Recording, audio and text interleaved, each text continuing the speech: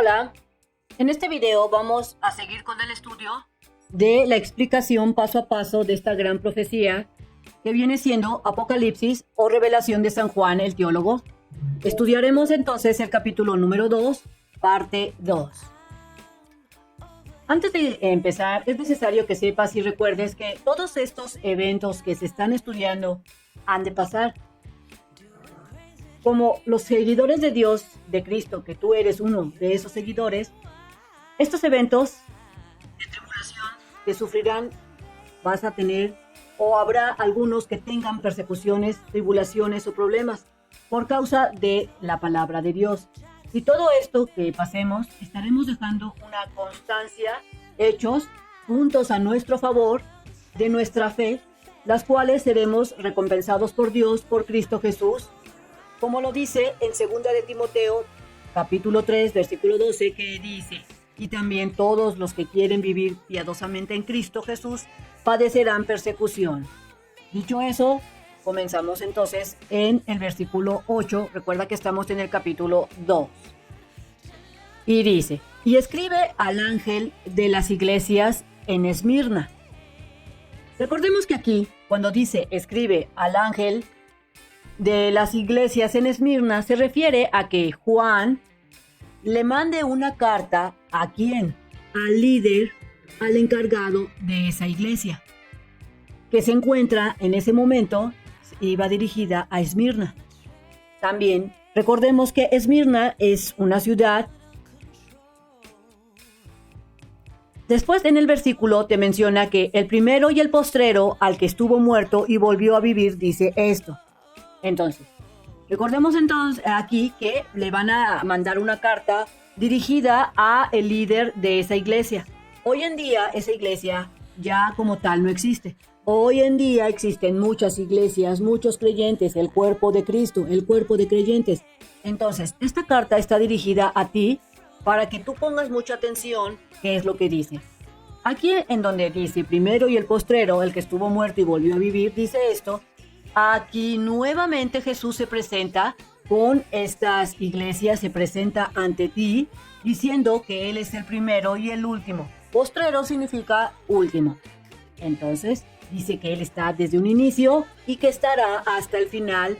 En todo momento estará presente Jesús. Y también nos hace un recordatorio de lo que pasó en la cruz, el cual fue crucificado y resucitó. Veamos.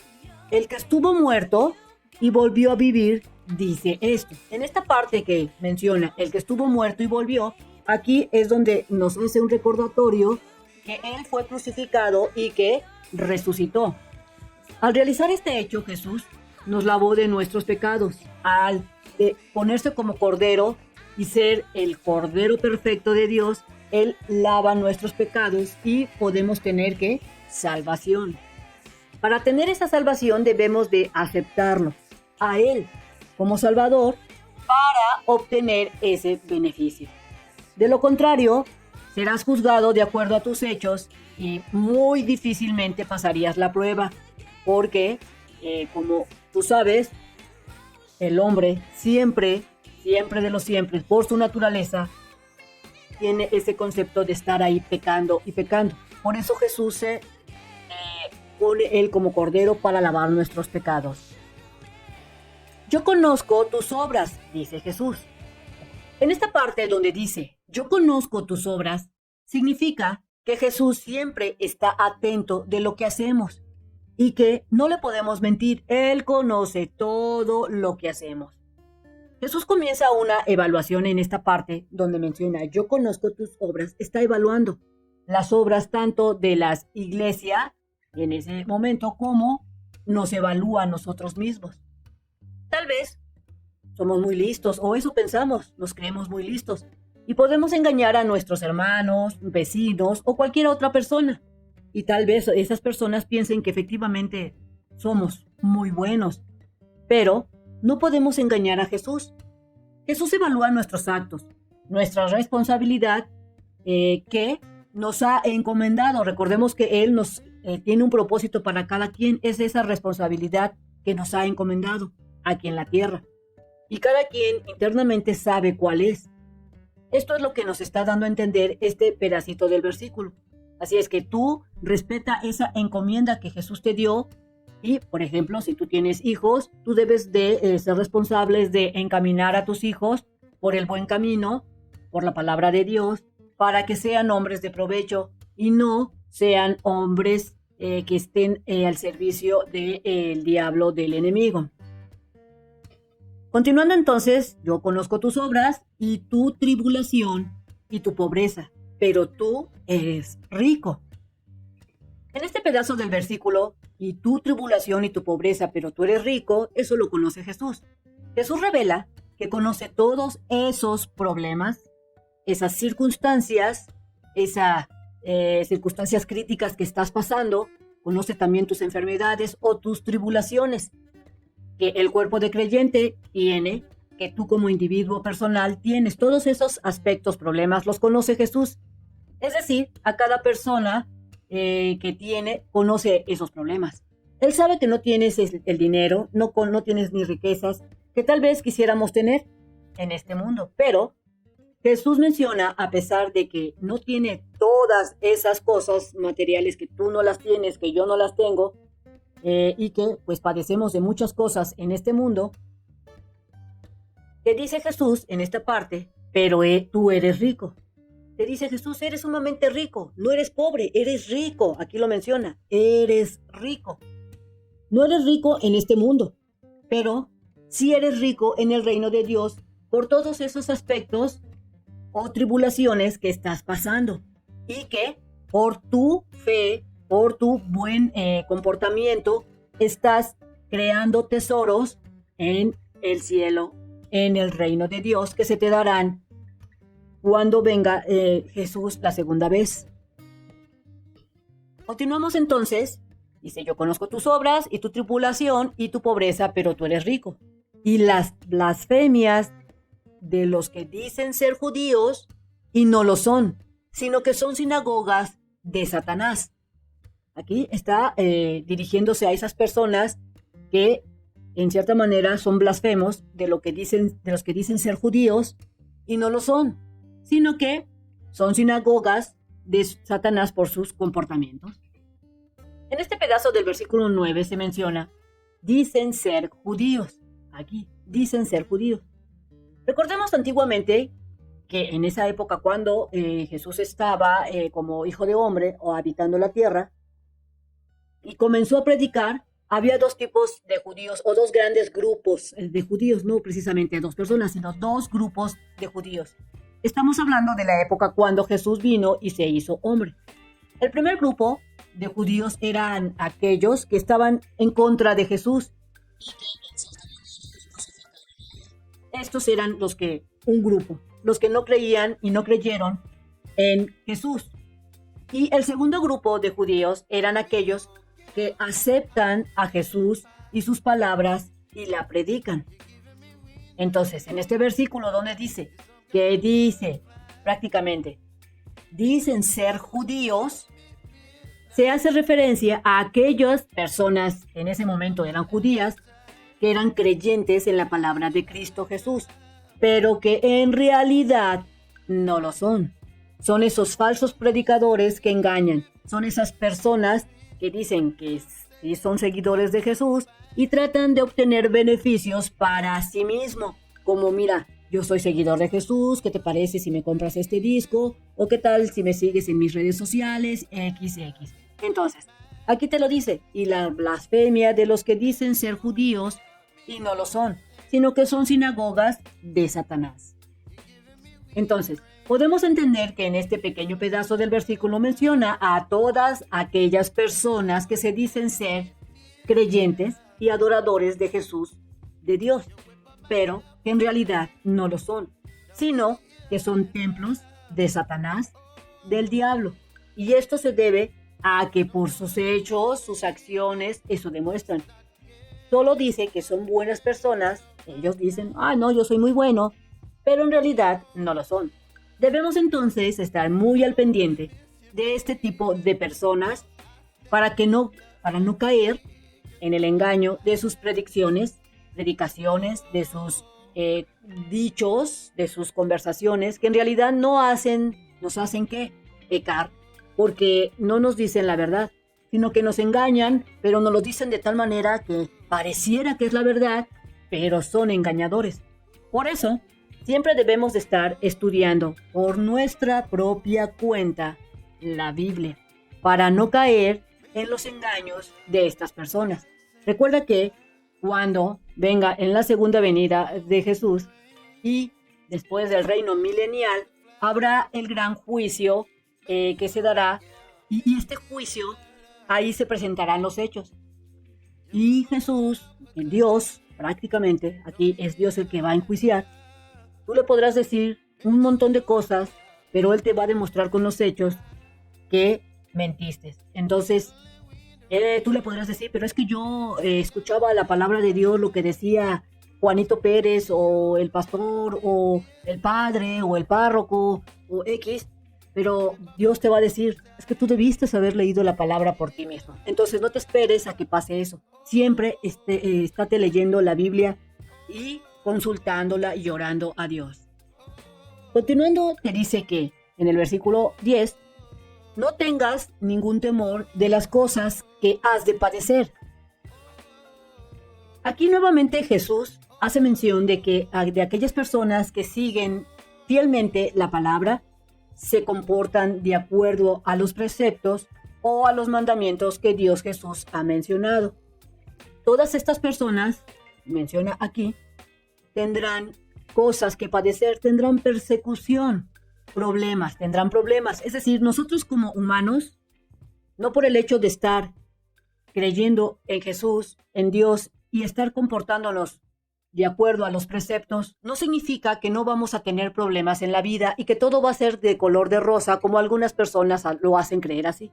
No, estamos en un mundo que está siendo dirigido por el diablo, y que quiere el diablo que no alcancemos la gloria de Dios, que no quiere que seamos salvos. Por tal motivo, Él va a poner tropiezos en nuestra vida, pero no solo Él, sino que Dios mismo, Jesús, nos presentará pruebas en las cuales, si estamos bien estudiados, orando con Dios, podremos pasarlas sin tanta persecución. No significa que no van a haber o que todo va a ser color de rosa, pero sabremos aguantar esos retos.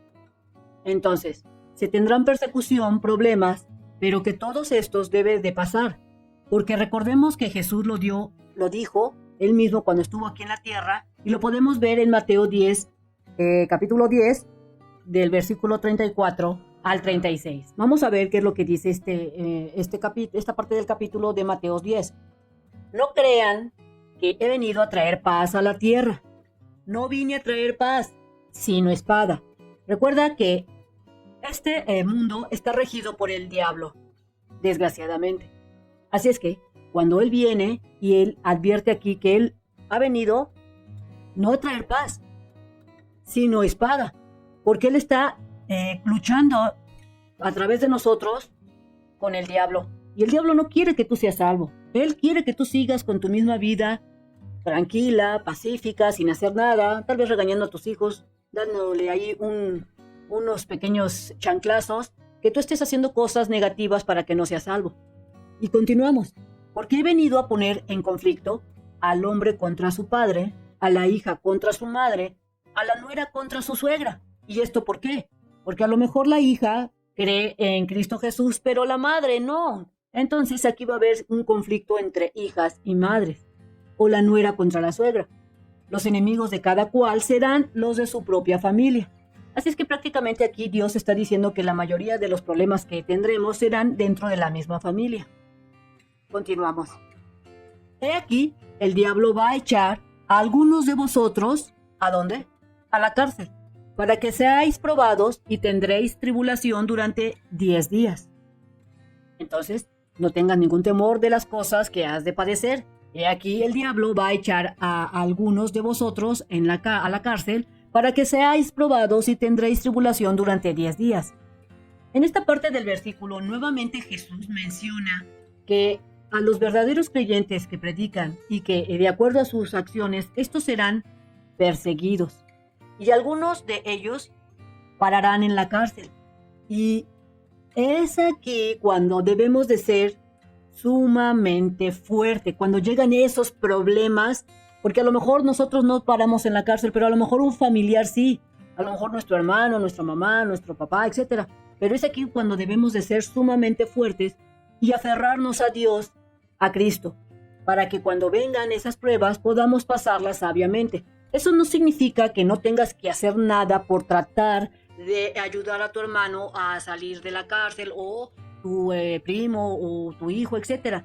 No, o sea, tú tienes que hacer lo posible pero acompañado de Dios, de Cristo.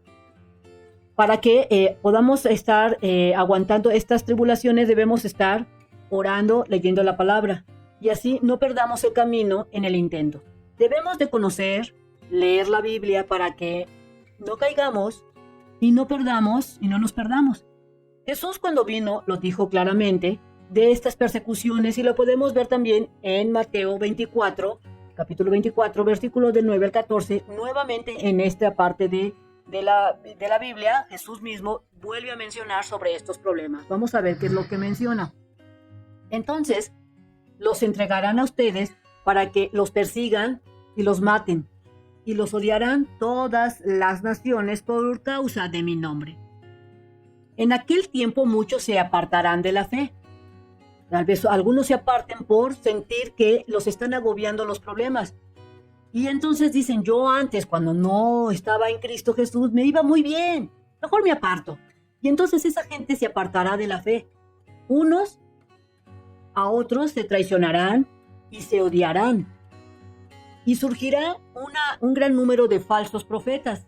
Por eso Jesús menciona que hay que estar atentos, hay que estar leyendo la palabra, como dijo, no solo de carne vive el hombre, sino también requiere de la palabra de Dios. Hay que tener mucho cuidado con estos falsos profetas, esos falsos enseñadores que engañarán a muchos.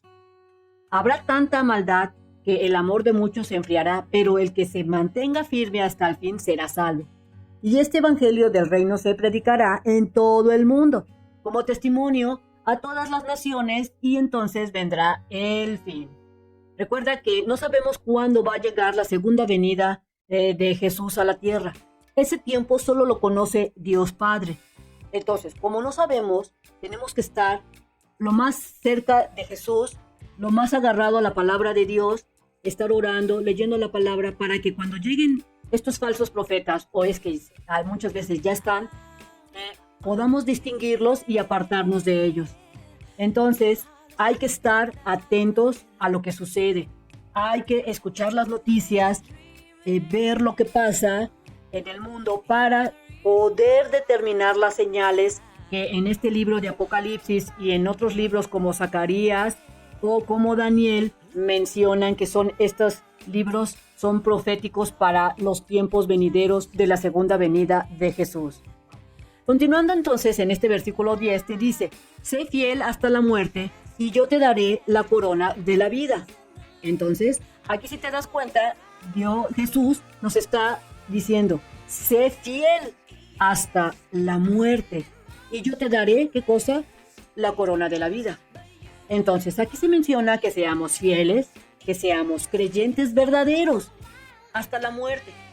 Y que si nosotros logramos eso de ser fieles, y eso no significa que de aquí en adelante nunca más vas a pecar, porque no es así. Como hombres que somos, pecaremos, pero tenemos que pedir perdón, saber en qué nos equivocamos y evitar volver a caer con la misma piedra.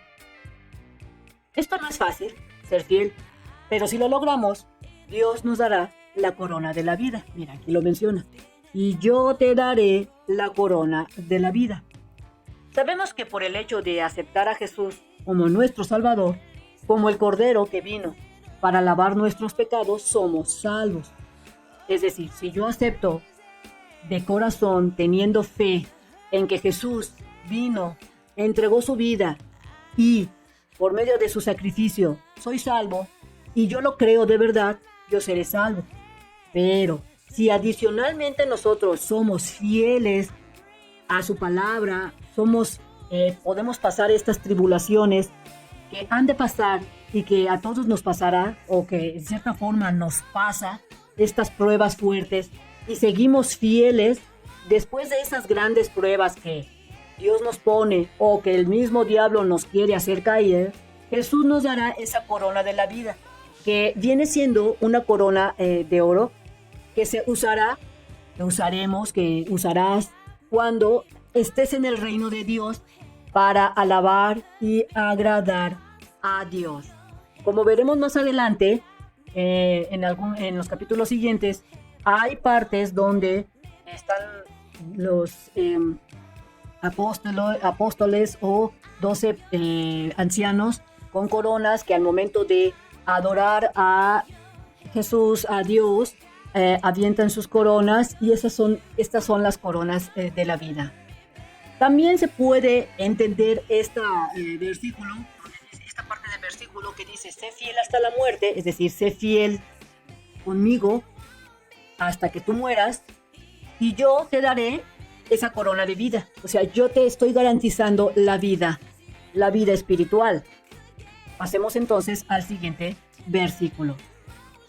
El que tiene oídos, oiga lo que el Espíritu dice a las iglesias. Aquí Jesús llama a todas aquellas personas que tienen oídos espirituales. Recordemos que en Mateos, en Lucas, en todos estos libros bíblicos donde se cuenta la vida de Jesús, Jesús en reiteradas ocasiones menciona que esas personas de oídos espirituales. Y aquí hace referencia nuevamente, que dice: el que tiene oídos, oiga lo que el Espíritu dice a las iglesias. O sea, que pongas atención tú como creyente. Entonces, el que tiene oídos espirituales, que escuche y que entienda su palabra. Aquellas personas que tienen muchos problemas, o que tenemos muchos problemas, y que no saben cómo resolverlos, hay que poner atención. Porque es sabido que Dios pone pruebas, eso lo sabemos. Dios pone pruebas, siempre nos está probando. Lo podemos saber desde el Antiguo Testamento, cuando Dios les ponía pruebas, por ejemplo, a el rey David, que ponía tentaciones, y generalmente el rey David los pasaba, como cuando reprobó la tentación de que fue y se tuvo relaciones sexuales con la mujer de uno de sus generales, que se encontraba pues casado con una mujer. Él ahí pecó. Asimismo, le ponía pruebas al pueblo de Israel. Entonces, es sabido que Dios pone pruebas que en algunos casos podemos considerarlas como imposibles de resolver, pero las pone para que tú llegues a Él, para que tú creas y seas salvo. Es decir, como para que toques fondo y digas: yo necesito en mi vida a Dios, a Jesús. Tal vez tal vez Dios, Jesús, ya te ha tratado de llamar de diferentes maneras, pero tú no has querido escuchar. Tal vez tú has visto que tu hermano o que tu mamá lee la Biblia, que se apega a Jesús, a Dios, pero tú dices: esas son ondas de mujeres, son ondas de mi mamá, y tú no has querido escuchar. Y es cuando Dios en algunas ocasiones manda algunas tribulaciones, problemas, que decimos: pero ¿por qué me pasó a mí? Y eso es porque Jesús quiere que tú te acerques a Él para que seas salvo. Y en algunas ocasiones Él manda esas grandes pruebas para que llegues a Él. Yo te invito a que leas desde el Nuevo Testamento, por ejemplo, a Juan mismo. Él fue encarcelado, llevado a la isla de Patmos, y ahí fue ejecutado. Y estamos hablando del Nuevo Testamento. Y esas son pruebas que Dios manda para verificar si realmente le eres fiel, o si solamente eres una persona que dice ser creyente, pero en realidad no lo eres. También Dios manda esas pruebas asfixiantes, porque hay algunas que son asfixiantes, porque tú ya eres creyente, pero de alguna manera te desviaste del camino, y solamente con esas pruebas o problemas retomas el camino de Dios.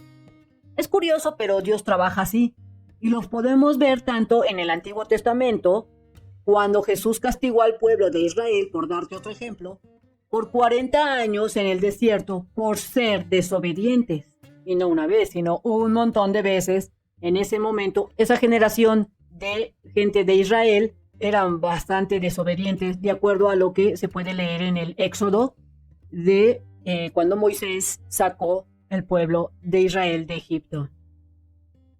Continuando entonces, te dice que el que venciere no recibirá daño de la segunda muerte. Entonces, el que ponga atención, el que tenga oídos para oír lo que el Espíritu dice a las iglesias, dice Jesús, el que venciere no recibirá el daño de la segunda muerte. Aquí nuevamente hace mención Jesús en que no le tengas miedo a la muerte terrenal, porque esta muerte solo será momentánea, sino que tenle miedo a perderte, a no ser salvo, porque entonces sí sufrirás no solo la muerte terrenal, sino también sufrirás la segunda muerte, es decir, la muerte después del juicio del gran trono blanco, que este juicio se llevará a cabo después del reino milenial que tendrá Jesús aquí en la tierra. Y esto se verá en capítulos más adelante, cuando se lea, se estudie que cuando venga la segunda vez Jesús a la tierra, Él va a establecer durante 1000 años su reino aquí en la tierra y Él gobernará con vara de hierro estos 1000 años. Entonces, para que tú tengas mucha visión de que si tú escuchas, tienes oídos espirituales, pongas atención a todo lo que está diciendo Jesús en estos libros, para que vencieres y no recibas daño de la segunda muerte. Esta es la segunda muerte que es la importante. Recuerda entonces que todas estas tribulaciones, problemas están pasando hoy en día y esto nos acerca a la segunda venida de Jesús, como vemos guerras que tienen que pasar, violencia en escuelas. También observamos persecución por causa de creencias religiosas, alejamiento de padres e hijos por causa de la tecnología como celulares, internet, videojuegos. Vemos también la drogadicción que causa muerte en poco tiempo, así como conflictos en el trabajo que nos conlleva a la depresión, al estrés. Y todas estas cosas, si tú las vas sumando, nos acerca más a la segunda venida de Jesús aquí en la tierra.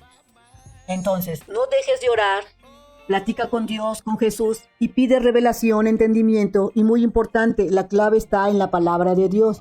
Así es que lee la Biblia de manera constante, aunque tú leas 1 o 2 versículos, 3, intenta entender más allá de lo que se pudiera entender de manera literal. Recuerda que Dios no es humano y por tal motivo Él no te va a tratar de enseñar las cosas como si fuera un maestro de escuela, de primaria o de secundaria o de prepa, sino que su mundo es espiritual. Por tal motivo, abre tu mente espiritual, pide entendimiento al Espíritu Santo para que Él te ilumine.